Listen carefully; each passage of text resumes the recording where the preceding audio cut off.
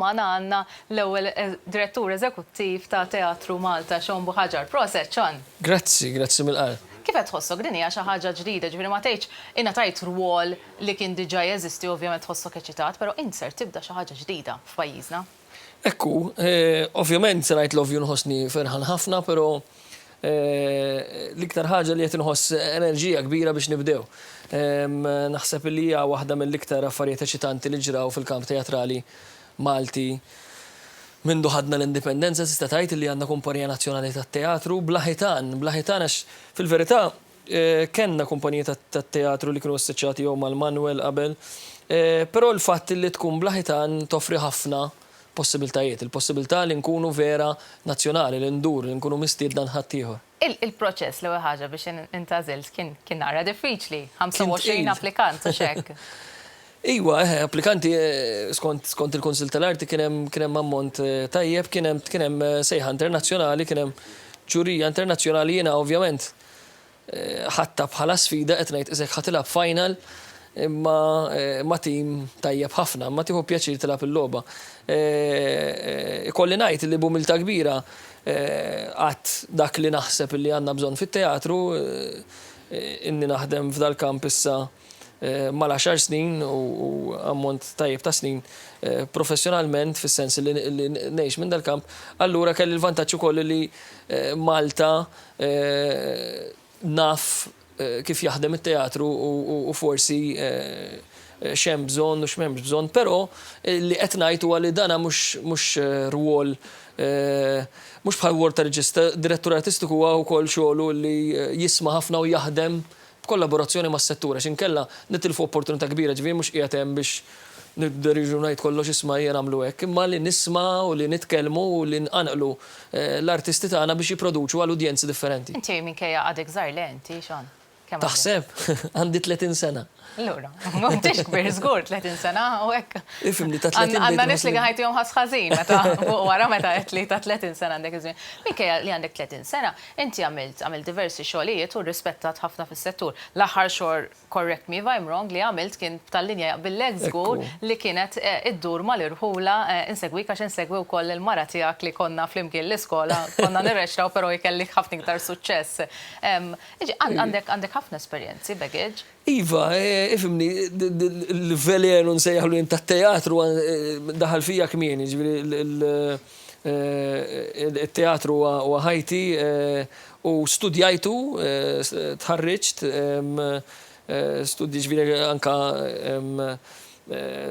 għamilt esperienza eżempju teatrali l-Polonja fej studjajna ħafna dik l-iskola u baqat fija, ġifieri l-idea li t-teatru mhuwiex biss it-teatru kif nafuh tradizzjonali ġewwa l-Manuel minkejja li ddirġejt hemmhekk xogħlijiet bħal jiena nħobb inti tħobb u affarijiet oħra, imma wkoll huwa teatru li taqbad tal-linja u tipproduċi street theater, teatru ta' triq ġol pjazzess. U dak ħadem ħafna, kellna nies emozjonati ħafna. Fuq hekk nsaqsik, fl-antik jien ma niftakarhomx laqas inti żgur ta' 30 sena, kien ikun hawn is-cinemas fil-lokalitajiet. Per eżempju, fejn noqgħod żur kien hemm sinema antika fil-lokalitajiet u naħseb ukoll ħarġet espressjoni ta' interess għal min u interessat biex jerġa' jqajjimhom.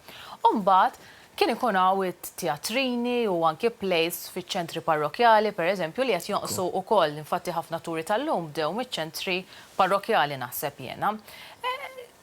Issa qed tonqos di li fil-komunità jibdew l-atturi u jibdew il-produzzjonijiet.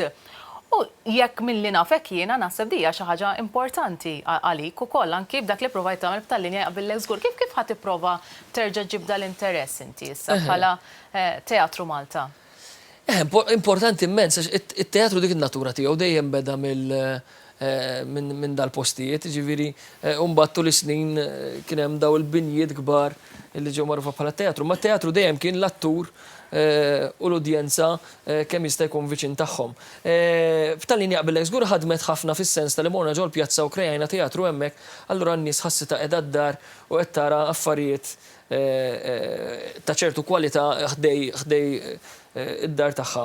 Użajna wkoll ħafna elementi fettajt inti mit-teatrin, imma b'livelli differenti u b'tommi differenti. Però l-iskop ta' Teatru Malta huwa li jkun iktar viċin il-komunità li juża dawn l-ispazji, li jikkollabora ma' dawn l-ispazji, li ħaddan dan it-talent mingħajr ma ġifieri decentralization, le ġifieri jekk hemm ħafna affarijiet jaħdmu l-belt f'dan il-każ, noħorġu kemm jista' jkun iktar f'dal postijiet. Kemm bħala produzzjonijiet immanka b'metodi oħra, ġifieri hemm ħafna x'nistgħu nagħmlu. Semmejt li wkoll il-play inti tħobb jiena nħobb li kienet Nħobb play inti tħobb. jiena libtom li kienet play li qajmet ħafna sewwa. U f'da kollu pereżempju anki stitches, eċetera, eċetera.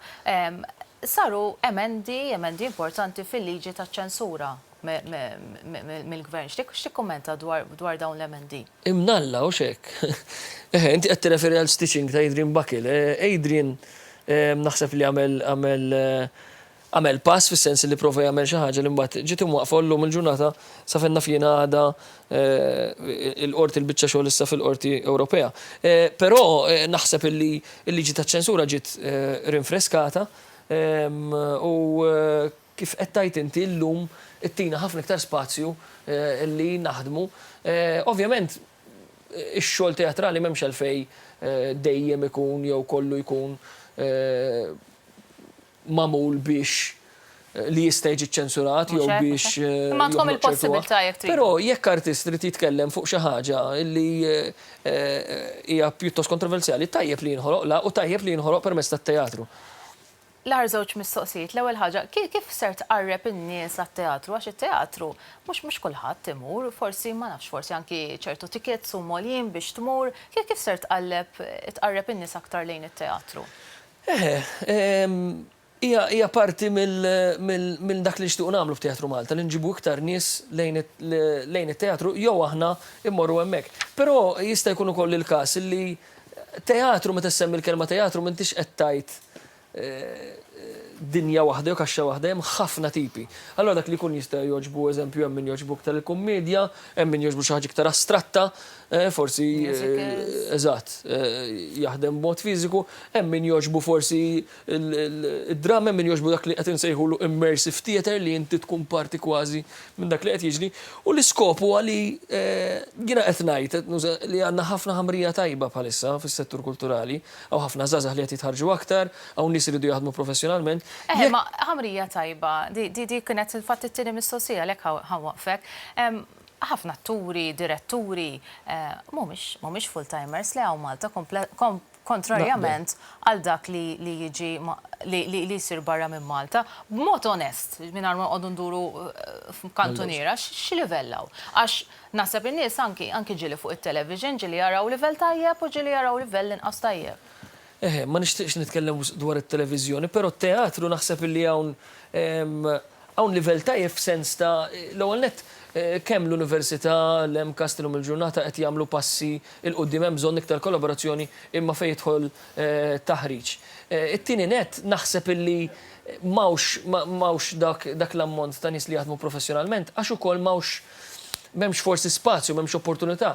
U Teatru Malta tista' tkun opportunità biex toffri. Qed tara li toħloq impjiegi anke full-time Teatru Malta? Iva, għalfejn le, jekk inti ġib biżżejjed udjenza, jien ngħidu li għandek produzzjoni li se ddur ammont ta' reġuni Malta u Għawdex kull xahar u din titħarreġ għaliha mbagħad waqt li qed tagħmel dik tagħmel xi ħaġa oħra li qed tippjana għas-sena ta' wara u dik tagħmilha fil-ħodu. Ġifieri jista' jkun li hu żgur li ma nixtiequx inkunu għax daw anke barra minn Malta, ġifieri bdew jaħdmu differenti, ġifieri mhux qed ngħid li nimpjegaw l-atturi ma' Teatru Malta għax anke l-udjenza mhux se tara dejjem l-istess atturi li tkun ftit ridikola. Imma li toffri iktar opportunità li bejn Teatru Malta u bejn affarijiet oħra li jistgħu jagħmlu fis-settur wieħed jista' jiddeċiedi li jgħix minn fuq dan ix-xogħol, dak huwa parti sa fenna fjiena mill-istrateġija tal-Kunsill tal-Arti mill-Create 2020 u jalla naslu sem biex kemm l-atturi u r-reġisti ikunu ikollhom iktar xogħol u kemm l-udjenzi ikollhom iktar teatru xjaraw.